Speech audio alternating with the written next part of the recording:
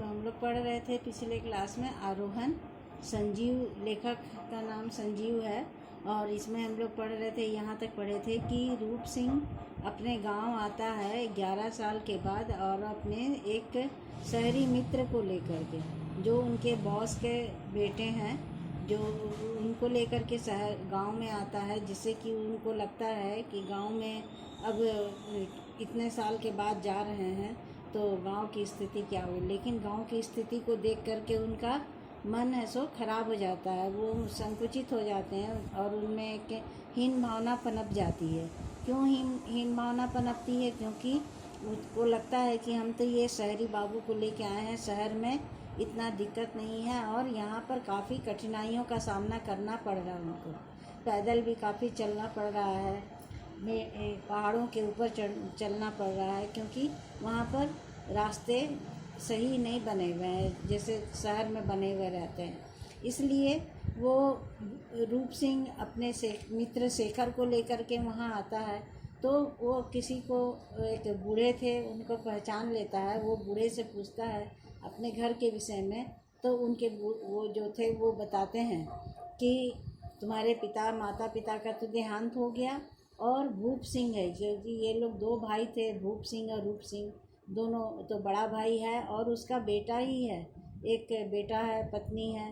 तो वो बताते हैं कि ये जो तुम लोगों को घुड़सवारी पर लेके आया था वही है सो घुड़सवार अपना जो कर रहा था उसमें है सो वही उसका भूप सिंह का बेटा है। तो वह बताते हैं कि फिर ये जो भूप सिंह है वो तुम्हारा है, अभी जीवित है और अपनी पत्नी के साथ है। तो जब आगे बढ़ते हैं तो वो बूढ़ा कहता है कि रूप सिंह को कि तुम पहाड़ पर चढ़ जाओ, क्योंकि वह अपना घर पता पूछ रहा था, घर का पता। तो भूप सिंह देखता है, कुछ परेशान हो जाता है, क्योंकि उसको उस तरह के पहाड़ी पर चढ़ने का अभ्यास ख़त्म हो चुका था और वह बिना जो चढ़ने वाले एक उपकरण होते हैं, उस उपकरण के बिना वो नहीं चढ़ पाता था।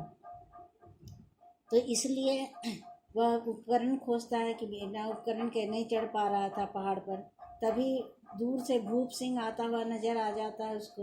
उसका बड़ा भाई, अपना बड़ा भाई जब आता है तो वह अपने बड़े भाई को पैर छूकर प्रणाम करता है और फिर वही देखता है कि भूप सिंह में कोई भी परिवर्तन नहीं हुआ, भूप सिंह वैसे की वैसे है।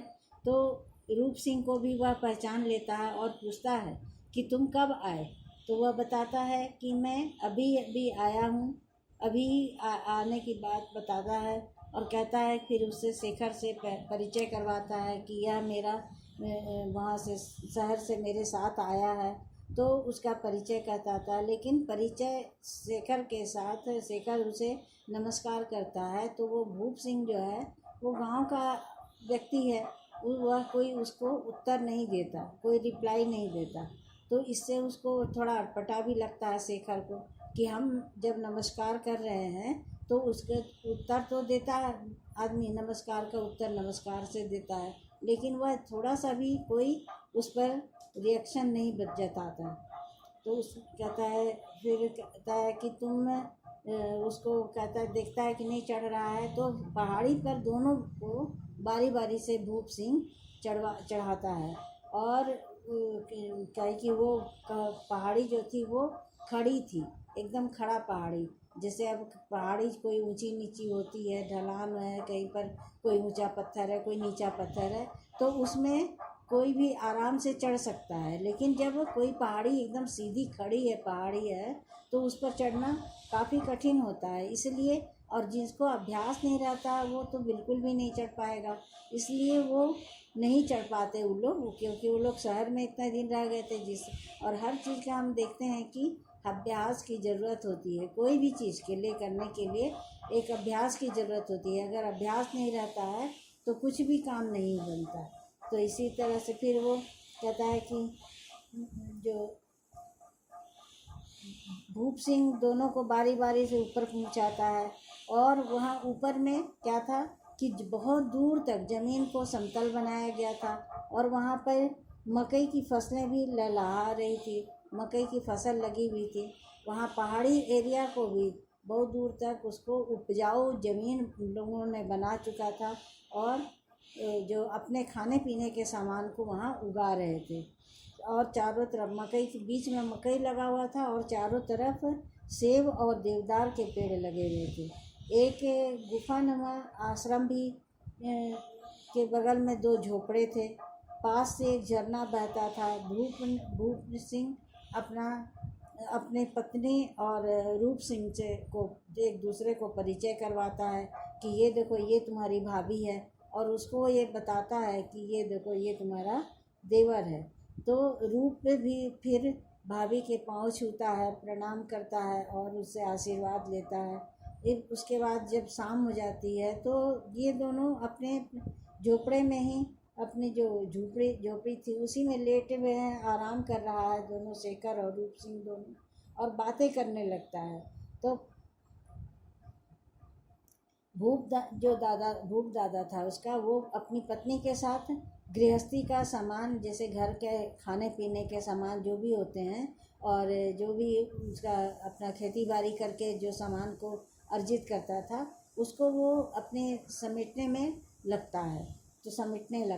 फिर शेखर और रूप सिंह की चर्चा का विषय था वो घोड़ा लड़का जो घोड़े पर सवार इन लोगों को करके लाया था मही, वह उस भूप सिंह का ही बेटा था। लेकिन इन लोग ये कभी देखा नहीं था रूप सिंह, इसलिए वो उसको पहचान नहीं पाता है। और इतना बात करते करते वो दोनों सो जाते हैं।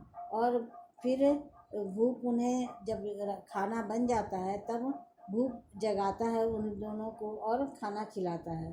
तो सुबह उठने के बाद फिर जब देखता है रात को, फिर जब सो जाता है खाना खा के, क्योंकि ये लोग थके हुए तो थे ही, अब आराम करते हैं तो नींद गहरी आ जाती है।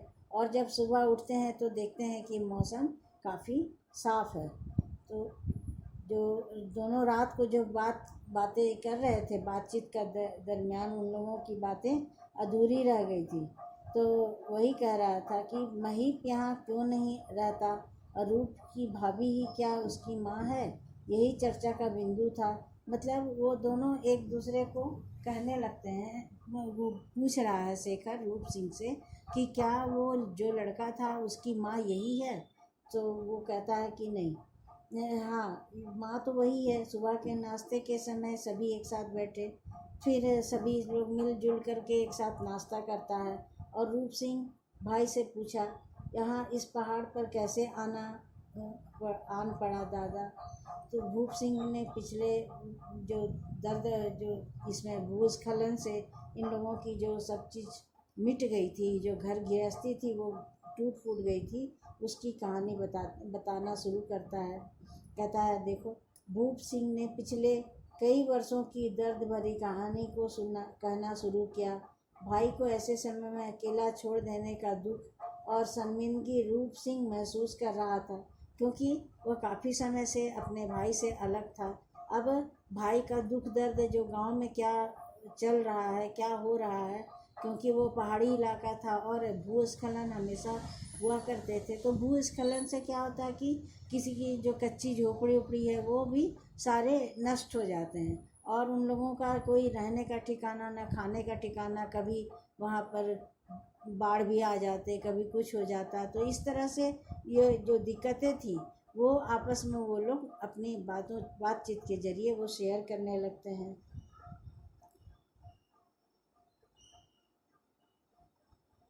अब भाई को ऐसे समय में अकेला छोड़ देना, मतलब वो मुसीबत के समय में, जब वो कहता है कि मुसीबत के समय में तुम हमें अकेला छोड़ दिया, ये वो कहता नहीं है, लेकिन फिर भी इसको रूप सिंह को आभास होता है कि वो जब अगर हम साथ में रहते तो ये जो दुख है इन्होंने अकेले सही, वो उसमें हम भी शामिल होते और दोनों मिल करके उस दुख से उबरने का कोशिश करते।